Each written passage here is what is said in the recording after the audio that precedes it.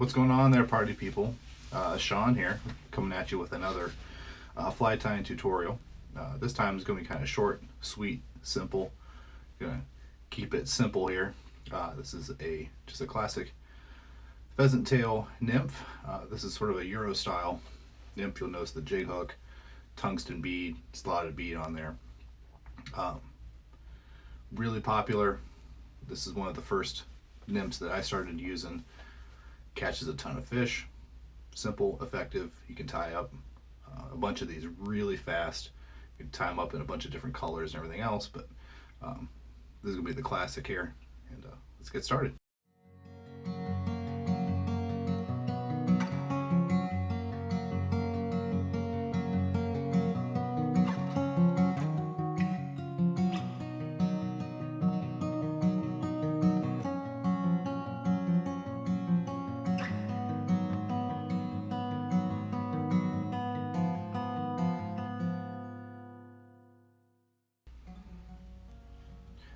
Alright guys, in the vise here I'm starting off with a size 16. This is the Fulling Mill barbless jig hook there.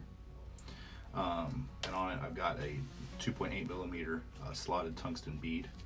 Brass, you can use copper, but some sort of like natural darker brown color seems to work best for this.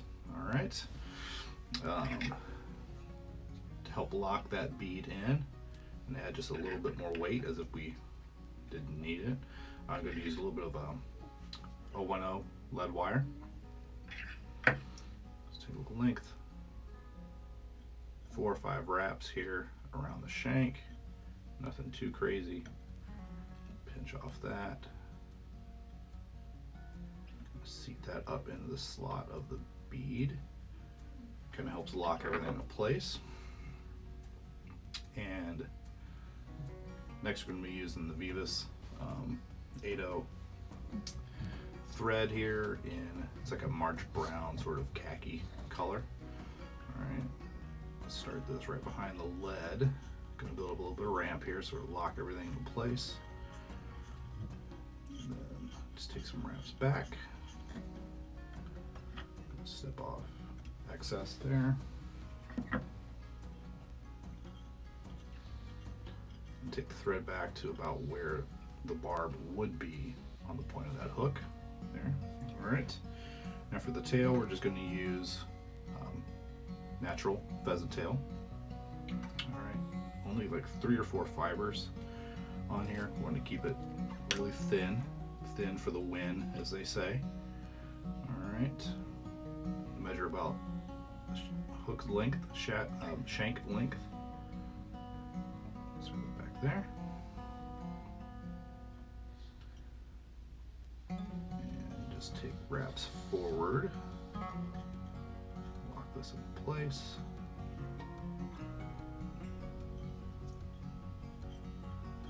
I like to take it all the way up to where the lead stops. That way it sort of evens out the taper on the shank of that hook there. Clean it up a little bit. Keep the thread at the front, up there behind the bead. Next we're going to be using UTC Ultra Wire in copper. This is a brassy size. You can use small, something like that, but nice thin wire for the ribbing. Alright. I don't know if this actually helps or not, but it just makes me feel better. I like to kind of stick that end into the slot of the bead there. Just take wraps backwards, lock that into place. Going to take it all the way back to where you tied in the tail fibers. Okay. And going back to our pheasant tail, this time we're going to take about 8 or 9 of the fibers here. But for the body, you'll notice, so you can see that in there, that the ends of the tail fibers here aren't exactly even. So it makes it really kind of awkward to start your tie-in point. So I like to take the ends off there, kind of give them a haircut, make everything nice and even. So you have a nice consistent tie-in. That way you're grabbing more of the fibers, and when you go to wrap, you're not pulling anything out. Just a neat little trick I kind of picked up along the way. All right, thread wrapped all the way forward. And then we're just going to take this. I'm going to take my finger and kind of hold that into place because I don't have a rotary vise yet. All right. We're just going to cover up the shank here. Get all the way forward. Don't need to get too crazy. You don't need to tuck it all the way up into the bead because, as you'll see here in a second, we're going to add a thorax to this. All right, so 2 or 3 wraps here.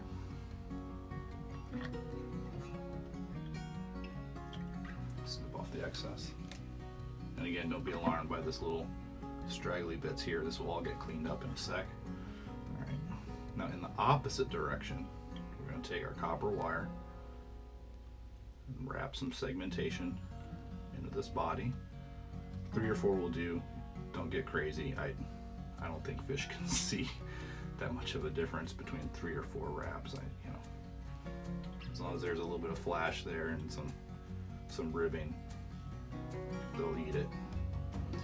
All right, so we're going to tie this off here. Get that nice and snug.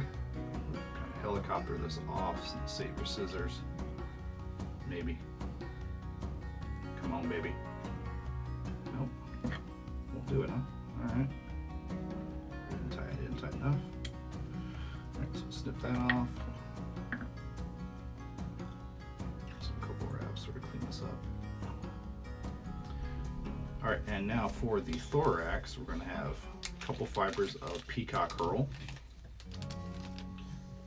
Sort of depending on the size of the fly you're doing. For this kind of smaller fly, I'm actually going to use 1 of the peacock herl here, like that.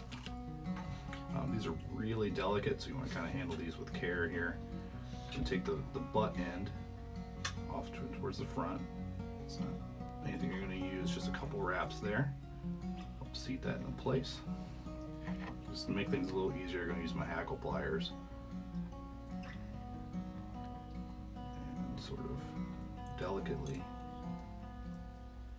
just 2 or 3 wraps. Create this thorax. I'm kind of going a little bit back to front. All right.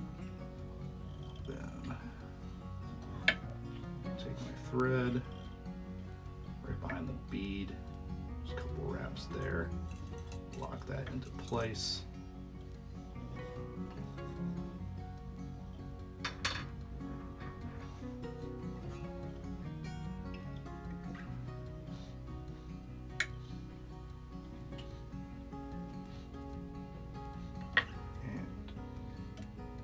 Snip off the excess there and there.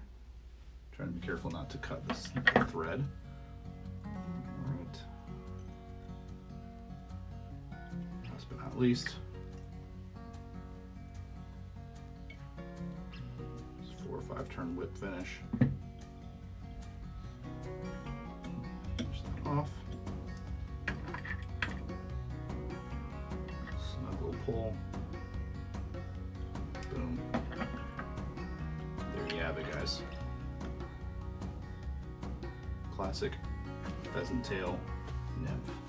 Tie them up in a bunch of different sizes. Like I said, you can use copper or brass beads for the head of that. Super fast, quick tie. You can fill your box up fast with these guys and get out and catch some fish. All right, good luck, guys. Take care.